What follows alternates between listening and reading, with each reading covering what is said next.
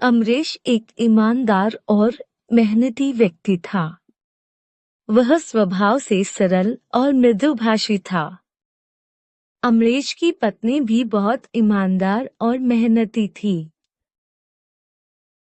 दोनों पति पत्नी ने कई कठिनाइयों का सामना करते हुए अपने व्यवसाय को जमाया था।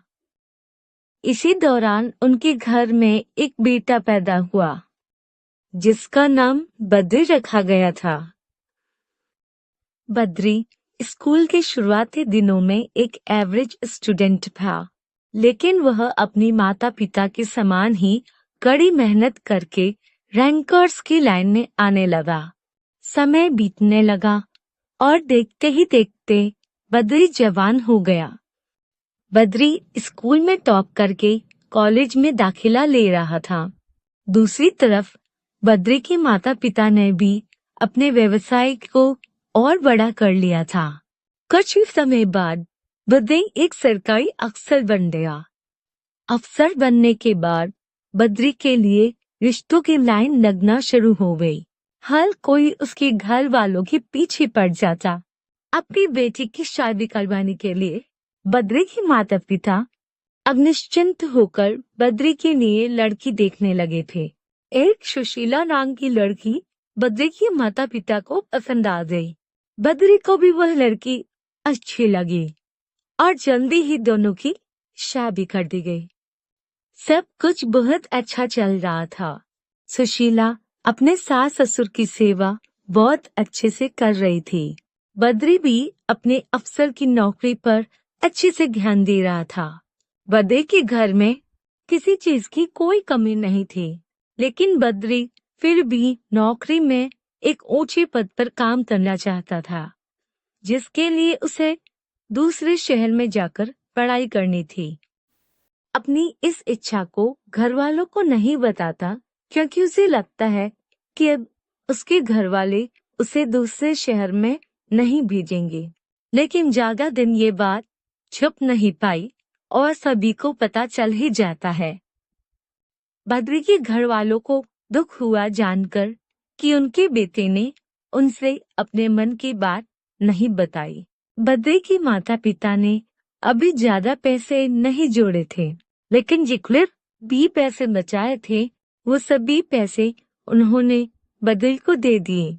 बद्री अपनी पत्नी सुशीला और अपने माता पिता को भी अपने साथ ले जाना चाहता था, लेकिन बद्री के माता पिता अपने व्यवसाय को यूं अचानक छोड़कर नहीं जाना चाहते थे। जब बद्री के माता पिता ने साथ चलने से मना कर दिया, तो बद्री की पत्नी सुशीला ने भी अपने सास ससुर को अकेले छोड़ने से मना किया। पर अंततः बद्री को अकेले ही दूसरे शहर जाना पड़ा। वह शहर आधुनिकता में ढला हुआ शहर था। उस शहर में अधिकतर युवा नशे में धुत रहते। लड़कियां पैसा कमाने के लिए कुछ भी करती। कॉलेज के छात्र छात्राएं शाम होते ही पब और बार में नजर आते। इस शहर की रंगत ही ऐसी हो गई थी कि कोई कितना ही ईमानदार व्यक्ति क्यों न हो, लेकिन यहाँ आकर उसकी आदतें बिगड़ ही जाती। बद्री भी शहर के हॉस्टल में रहने लगा। बद्री रोज शाम कोचिंग के लिए जाता और सुबह अपनी नौकरी पर चला जाता। हॉस्टल में कुछ लड़के उसकी दोस्त बन गई थी। बद्री किसी से ज्यादा घुलता मिलता नहीं था, क्योंकि वहाँ शक्ल सूरत से सब स्मार्ट बनते हैं, लेकिन किसी पर भरोसा नहीं कर सकते थे। बद्री अपनी शक्ल सूरत से स्मार्ट और हैंडसम था। बद्री का व्यवहार और व्यक्तित्व भी दूसरों को आकर्षित करता था, क्योंकि उस शहर में अब संस्कार, विश्वास और नैतिक मूल्यों की झलक बहुत कम देखने को मिलती थी। बद्री भी लगभग सब अच्छाइयाँ थी जो दूसरों को आकर्षित करती थी।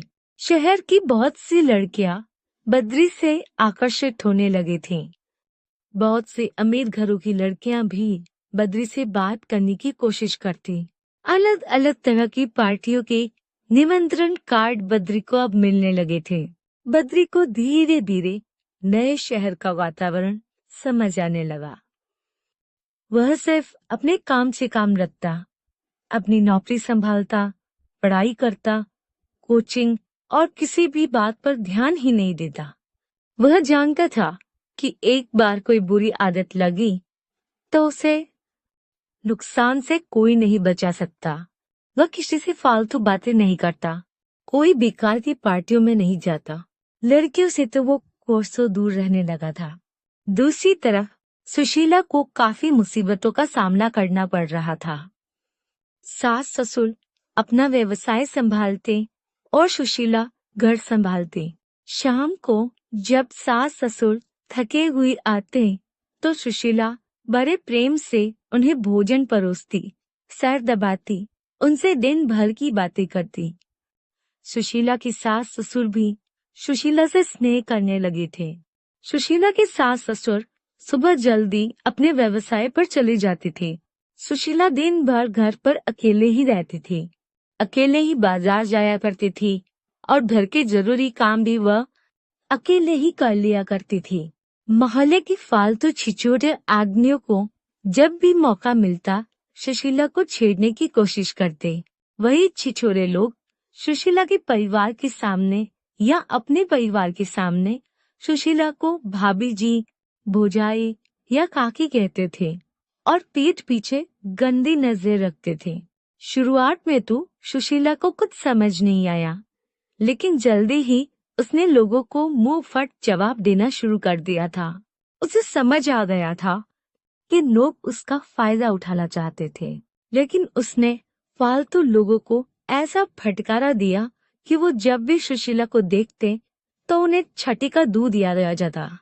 समय गुजरता रहा। सुशीला और बद्री ने महसूस किया कि किस तरह दूसरे लोग अच्छे और एक साफ सुथरे रिश्ते को घटिया बनाने के लिए तैयार रहते हैं। उसी साल में बद्री का ऊंचे पद के लिए चयन हो गया। बद्री और बद्री के घर वालों की खुशी दुगनी हो गई। बद्री अब की बार अपने पूरे घर वालों के साथ दिवाली मना रहा था। जिस शांति, प्रेम और स्नेह में वो हमेशा रहता था, आज बहुत दिनों बाद उसने वापस वही भावनाएं महसूस की थी।